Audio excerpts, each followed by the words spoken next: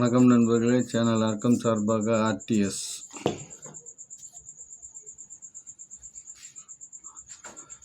திருவண்ணாமலையில் மாநாடு நடந்திருக்கு, திமுகவினுடைய மாநாடு. அதில் தமிழகத்தின் எதிர்காலம் திமுக தான் அப்படின்னு பேசியிருக்காரு தமிழ்நாடு முதலமைச்சர்.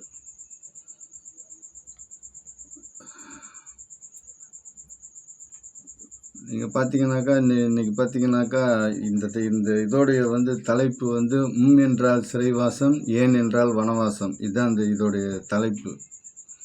ஏன்னா மிஸ்ஸா காலத்தில் கலைஞர் சொன்ன வார்த்தை அது. அவர் தான் என்றால் சிறைவாசம், ஏன் என்றால் வனவாசம் அப்படின்னு சொல்லியிருந்தார். இப்போ அதே தலைப்பை தான் இப்போ நாம் வைக்கிறோம் இந்த காணொலிக்கு.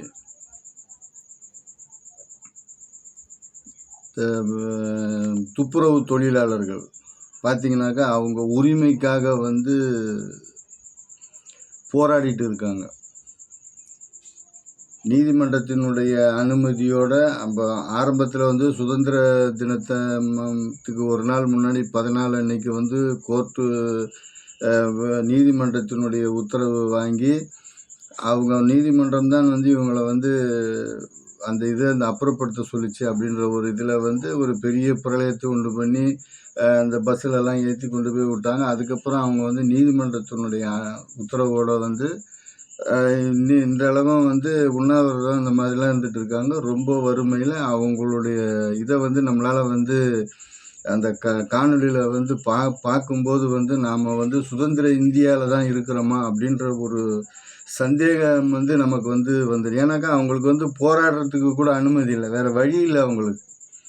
நாடோடி மன்னன் திரைப்படத்தில் எம்ஜிஆர் அவர்கள் இந்த மாதிரி இது பண்ணும்போது ஒரு போராட்ட களத்தில் இருப்பார். அப்போ சந்திரபாபு உணவு கொடு இல்லை வேலை கொடு அப்படின்னு சொல்லிட்டு சந்திரபாபு ஒரு இதை காட்டுவார், பதாகையை. அந்த மாதிரி அவங்க இன்னைக்கு அவங்களுடைய வாழ்வாதாரம் ரொம்ப மோசமான நிலைக்கு தள்ளப்பட்டிருக்கு. ரொம்ப ஒரு சிரமம் இன்னைக்கு தெரியும். இன்னைக்கு இந்த எக்ஸாம்லாம் வந்துடுச்சு. அதெல்லாம் அவங்க பல இதை அவங்க கண்டிப்பாக இது செஞ்சு தான் ஆகணும், கண்டிப்பாக நிச்சயமாக. ஏன்னா இப்போ ஃபீஸ் கட்ட வேண்டியது இந்த மாதிரியான ஒரு இதெல்லாம் அவங்க ரொம்ப கடுமையான அந்த ஒரு 2000 பேர் கடுமையான ஒரு மன உளைச்சலுக்கு ஆளாகியிருக்காங்க. அது நமக்கு பார்க்கறதுக்கு நம்மளால் இது பண்ண முடியல. பார்த்திங்கன்னா திரும்ப அவங்கள வலுக்கட்டாயமாக அந்த இதில் ஏற்றி அவங்களுடைய குறைகளை அவங்களுடைய இதை கேட்குறதுக்கு என்ன, மாநகராட்சி இதில் தான் அவங்க ஆரம்பத்தில் பணியாற்றி இருக்காங்க. அதை அந்த இதில் ஒரு இது மாதிரி தான் வேலை ஒரு உறுதித்தன்மை இல்லாத வேலையாக தான் செஞ்சிட்டு இருக்காங்க 20 ஆண்டுகளாக. கிட்டத்தட்ட 6500க்கு வேலைக்கு வந்தவங்க கிட்டத்தட்ட 23,000 வரைக்கும் வாங்குறாங்க. இப்போ திடீர்னு அதை இவங்க வேறொரு அந்த மண்டலம் 2 மண்டலம் 3 மண்டலங்களை வேறொரு இதுக்கு விட்டுட்டு அவங்கக்கிட்ட போய் வேலை செய்யுங்க குறைவான ஊதியத்தில் அப்படின்ற ஒரு சூழலை இவங்க ஏற்படுத்தி கொடுத்து அவங்க ரொம்ப மன உளைச்சி அவங்களுடைய போராட்டம் நம்ம அவங்க இல்லைனாக்கா நம்மளுடைய தெரு எல்லாமே நாரி போயிடும். இதுதான் உண்மையான ஒரு இது. துப்புரவு தொழிலாளர் இல்லைனாக்கா என்ன நிலை? இப்போ இன்றைக்கி எல்லாம் இருந்துமே தமிழ்நாடு எங்கே நீங்கள் போக்குவரத்து இது இருக்கக்கூடிய வெளியில் நீங்கள் போனீங்கன்னா இன்றளவும் சிதம்பரத்தில் அன்றைக்கி ஒரு நாள் நான் அந்த இதுக்கு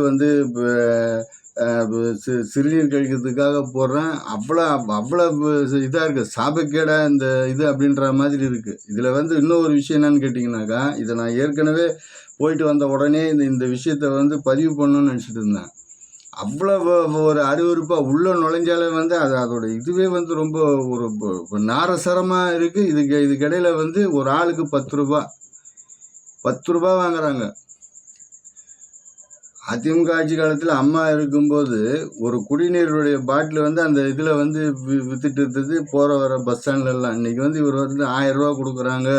சமூக நீதி எது? சமூக நீதி இந்த மாதிரி 1000 ரூபா கொடுத்துட்டு ஊரை ஏமாத்துறதா? இந்த 1000 ரூபா எப்படி கொடுத்தாங்க? 22 மாதங்கள் கழித்து எடப்பாடியாரனுடைய அழுத்தத்தின் காரணமாக தரப்பட்டது தான் இந்த 1000 ரூபாய். இப்போ திரும்ப 17 லட்சம் பேருக்கு வந்து இது வந்து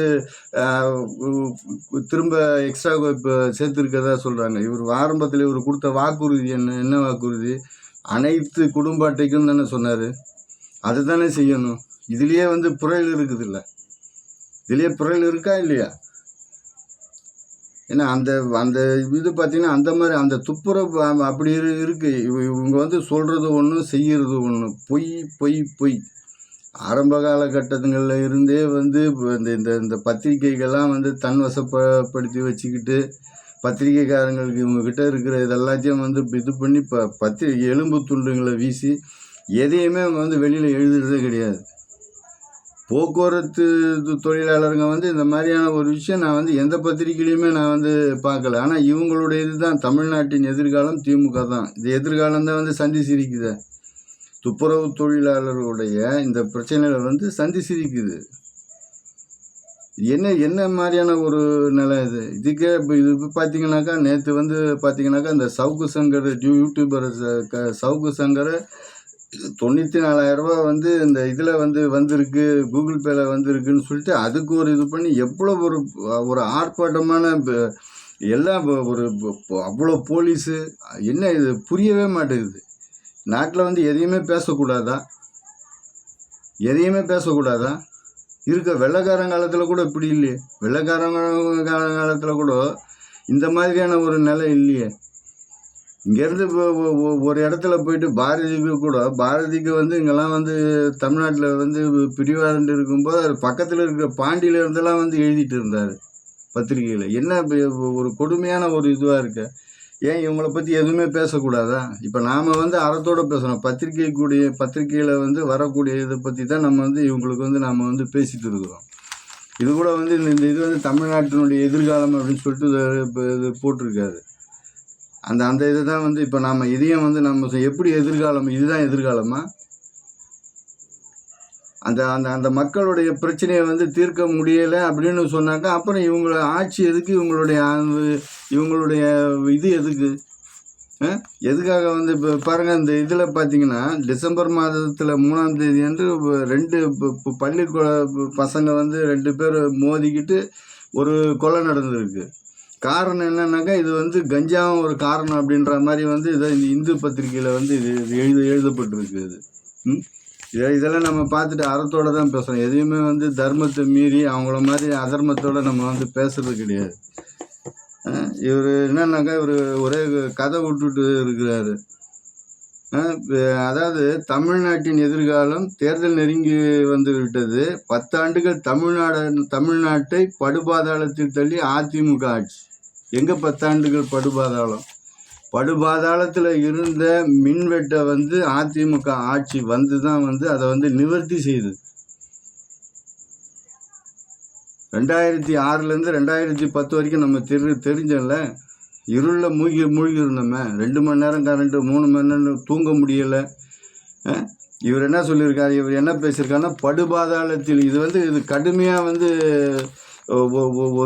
ஒரு தமிழ்நாட்டின் குடிமகனாகவும் அனைத்து இந்திய அண்ணா திமுகவினுடைய ஒரு கடைகோடு தொண்டன் என்ற முறையிலையும் வந்து முதலமைச்சர் அவர்களுக்கு வந்து கடுமையாக கண்டனத்தை நான் தெரிவிச்சுக்கிறேன். இது மோசமான நிலைக்கு இருந்த வந்து உங்கள் ஆற்காடு வீராசாமியை நாங்கள் அடுத்த தேர்தலில் தோல்வி அடையணும் அப்படின்னு சொன்னாக்கா இந்த மின்வெட்டின் காரணமாக தான் நாங்கள் தோல்வி அடையணும் அவரே பேசியிருக்காரு. இவர் வந்து சொல்கிறாரு வந்துட்டு 10 ஆண்டுகளாக இவர் எத்தனை இந்த இந்த இந்த இந்த 5 வருஷத்தில் இவர் எல்லாத்தையும் தூக்கி நிறுத்திட்டாரா? எத்தனை பாலங்கள் வந்து அதிமுக ஆட்சியில் கட்டப்பட்டது இவர் வந்து திறந்திருக்காரு? எத்தனை கட்டடங்கள் வந்து இவர் திறந்திருக்காரு?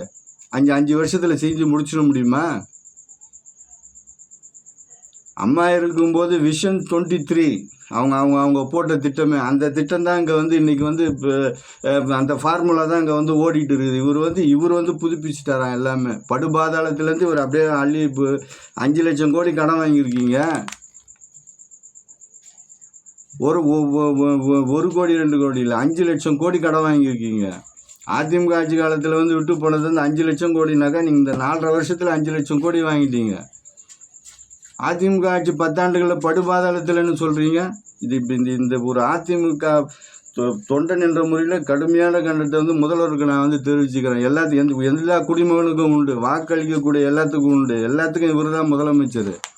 கேள்வி கேட்குற உரிமை வந்து எல்லாத்துக்கும் இருக்குது. இருக்கக்கூடிய நிலைகளை வந்து ஊழல்களை வந்து அம்பலப்படுத்தி வந்து அந்த மாதிரி பேசிட்டு இருக்கக்கூடிய ஒரு சவுக்கு சங்கரை வந்து அந்த மாதிரி அவர் என்ன தீவிரவாதியா எங்கேயும் ஓடி போயிடுறவரா? அந்த அவங்க அம்மாவை வந்து இப்போ எல்லா துணிகளும் அவிழ்த்துட்டு வந்து பெண் போலீஸ் வந்து அந்த அம்மாவை சோதனை பண்ணியிருக்காங்க. இப்போ கடுமையான கண்டனத்துக்குரியது. இருக்கிற பத்திரிகைக்காரன் எல்லாம் என்ன வாய் மூடிட்டு இருக்கிறானுங்களா? இதெல்லாம் சுதந்திர நாடு தானே? கேள்வி கேட்குற இடத்துல வந்து மக்களும் பதில் சொல்கிறக்கூடிய இடத்துல வந்து முதலமைச்சரும் இருக்காது. இது என்ன இது இந்த போக்கு வந்து இந்த விஷயங்கள் எல்லாமே அதே மாதிரி பாருங்கள். கடலூரில் கீதா என்ற ஒரு பெண்மணி இதே மாதிரி வந்து ஒரு மார்ச் மாதத்தில் நடந்த ஒரு விஷயம். அதாவது இவங்க வந்து சாலை மேம்பாலம் இதெல்லாம் வந்து கொட்டி வச்சுருந்தாக்கா போகிறவங்க வரவங்க வந்து எதோ இருக்கிறத கொஞ்சம் நெஞ்சம் வந்து ஏதாவது எடுத்துகிட்டு போகிற ஆட்கள் வந்து நிச்சயமாக உண்டு. அதை மறுக்கிறதுக்கு இல்லை. இந்த பெண்ணை வந்து திட்டமிட்டு அவங்களுக்கு உடந்தையாக இருந்தாங்க. எத்தனை பேர் அதை வந்து அந்த மாதிரி கடத்துனாங்க? எத்தனை பேருக்கு இந்த பாப்பா வந்து உடந்தையாக இருந்தது? அம்பேத்கர் என்ற அந்த ஒரு ஆய்வாளர் வந்து இது அந்த அம்மா அந்த பெண்ணை வந்து அவ்வளோ டார்ச்சர் பண்ணியிருக்கிறாரு.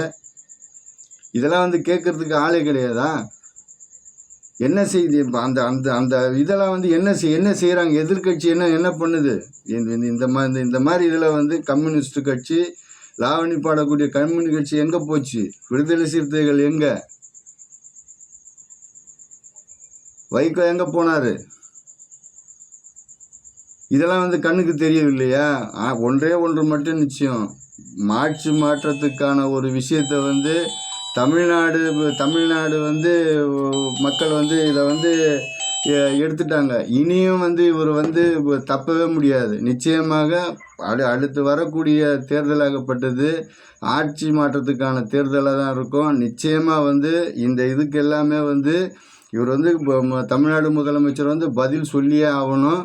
இதை வந்து இந்த சவுக்கு சங்கரனுடைய விவகாரமாக இருந்தாலும் சரி, இந்த கடலூர் அந்த பெண் கீதாவுடைய விஷயமா இருந்தாலும் சரி, துப்புரவு தொழிலாளர்களுடைய பிரச்சனை, இதையெல்லாம் வந்து வன்மையாக கண்டிக்கிறேன். RTS